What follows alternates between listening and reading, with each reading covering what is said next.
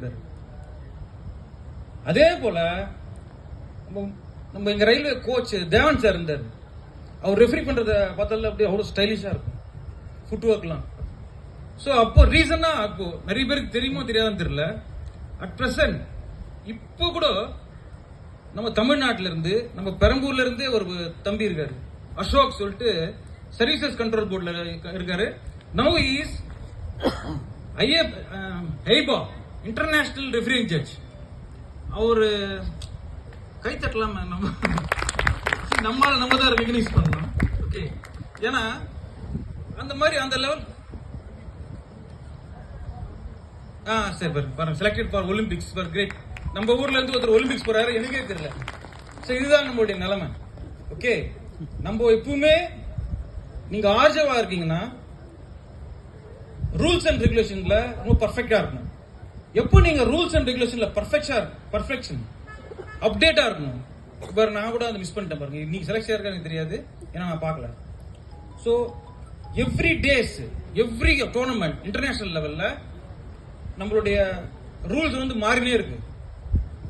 எதுக்கு நான் இது சொல்ல வரேன்னா, உங்க அப்டேட் ஆகிறத நீங்க மிஸ் பண்ணிட்டீங்கன்னா என்ன நடக்குதுன்னு தெரியாது. ஒரு இன்ட்ரெஸ்டிங்கான இன்சிடென்ட் ஒன்று சொல்றேன், நான் பேர் சொல்ல மாட்டேன். ஒரு முறை என்ன ஆயிடுச்சு, நான் ஆல் இண்டியா ரயில்வே இன்டர்வியூ நடத்தினேன். நாங்க சவுத் ஈஸ்ட் சென்ட்ரல் பிலாஸ்பூர்ல நடத்தணும். அப்போ என்ன ஆயிடுச்சு, நம்ம ஒரு ஆர்ஜே முக்கியமானவங்க பாக்ஸிங் நடந்துனே இருக்கு. அப்போ எங்கிட்ட சொல்றாங்க, என்னப்பா இவனுங்க ஸ்டாப் பிரேக் பாக்ஸ் இந்த மூணு தான் சொல்லணும். இவனடா நான் கையை தொடாதன்றான், குனியாதன்றான், பிலோ தி பெல்ட் அடிக்காதன்றான். இவனெல்லாம் இந்திக்காரனுங்க இஷ்டத்துக்கு பண்றானுங்கப்பா அப்படி இப்படின்னு ஒருத்தர் சொன்னாங்க. நான் சொன்னேன், ஐயோ அவன் தான் கரெக்டாக பண்றான், நீங்க தான் மீட்டிங்லாம் ரெஃப்ரெஷ் மீட்டிங்லாம் அட்டன் பண்ணிக்கலாம் கேட்டேன். இல்லப்பா ஏதோ ஹிந்தியில பேசுறானுங்க, எனக்கு ஒன்றும் புரிய மாட்டேங்குது. இங்கிலீஷ்ல சொல்றாங்க பரவாயில்ல, இங்கிலீஷ்ல சொன்னாலும் பரவாயில்ல, ஹிந்தியில சொல்றாங்க எனக்கு புரிய மாட்டேங்குது. இல்லப்பா இந்த ரூல் வந்து மாறி கிட்டத்தட்ட 1.5 வருஷம் ஆகுது, நீங்க தான் அப்டேட் ஆகாம இருக்கீங்க. இப்போ வந்து ரூல் ஆஸ் பர் ரூல் என்ன ஆச்சுன்னா, when you are doing boxing தலையை குனிஞ்சா தலையை தூக்குன்னு சொல்லலாம், ஃபவுல் பஞ்ச் அடிக்காதன்னு சொல்லலாம். அதே மாதிரி பவுட்டை வந்து கண்ட்ரோல் பண்றது நிறைய அப்டேட் ஆயிருக்கு. நீங்க தான் அவங்க கரெக்டா பண்றாங்க, நீங்க தான் அப்டேட் வரல. ஓ அப்படியா அப்படின்னு சொல்லிட்டு இவங்க சொல்றாங்க. எது சொல்ல வரேன்னா, நம்ம வந்து எந்த ஃபீல்ட்ல இருக்கணுமோ அந்த இதை வந்து நம்ம கரெக்டா அப்டேட் பண்ணிக்கணும். ஸோ அது வந்து அது ஒரு காமெடியா நடந்தது. ஸோ நீங்க வந்து எப்பவுமே இன்டர்நேஷனல் பிஎஃப்ஐல பாக்குறீங்களோ இல்லையோ, இன்டர்நேஷனல் ஃபைட் இப்போ ஒலிம்பிக்ஸ் நடக்குது, நிறைய ரெஃப்ரிலாம் எப்படி பண்றாங்க பாருங்க, ஃபுட் ஒர்க் எப்படி பண்றாங்க பாருங்க. இந்த ரூல் இப்போ வரலாம், ஃபர்ஸ்ட் ப்ரொஃபஷனலும் அமைச்சரும் ஒன்னு ஆயிடுச்சு 10-9. அதுக்கப்புறம் இன்கேஸ் ஈக்குவலா இருந்ததுன்னா இவங்க கிட்ட போவோம், ரிவ்யூ போவோம். ஸோ அந்த ரிவ்யூ கூட ஃபர்ஸ்ட்லாம் வந்து ஒரு 500 ரூபா கொடுத்து நம்ம எழுதி கொடுக்கணும் அப்ளிகேஷன்ல. I think on the spot உடனே தரணும். ஸோ இந்த மாதிரி நிறைய அப்டேட் இருக்கு, நீங்க பண்ணீங்கன்னா நல்லா இருக்கும். அட் த சேம் டைம் இன்னொரு விஷயம், டிசிப்ளின், மைண்ட் டிசிப்ளின் சொல்லிட்டு நான் உங்க டிசிப்ளின் சொல்றேன்.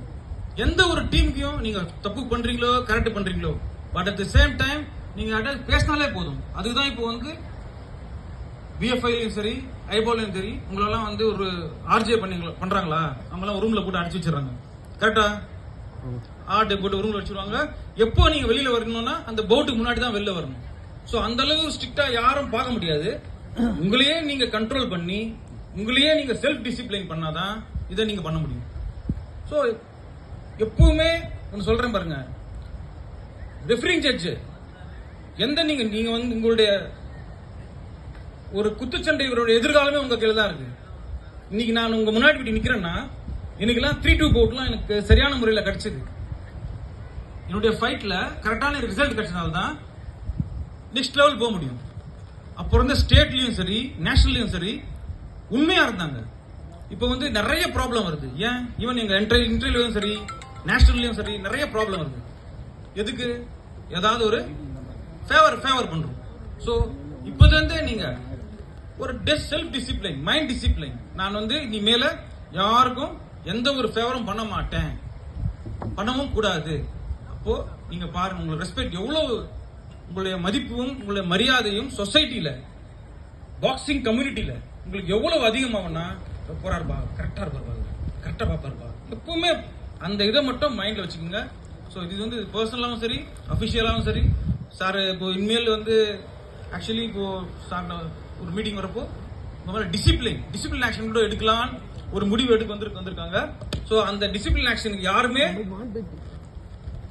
இது ஆகக்கூடாது, அதுல வரக்கூடாது. அதுக்கேற்ற மாதிரி நீங்க நடந்துக்குங்க. எவ்வளவு பெரிய BFI ஸ்டார் 1 ஸ்டார் 2 என்ன வேணா இருந்துக்குங்க. எந்த பாக்ஸர் ரெட் வின்னா ரெட் ப்ளூவா ப்ளூவிங்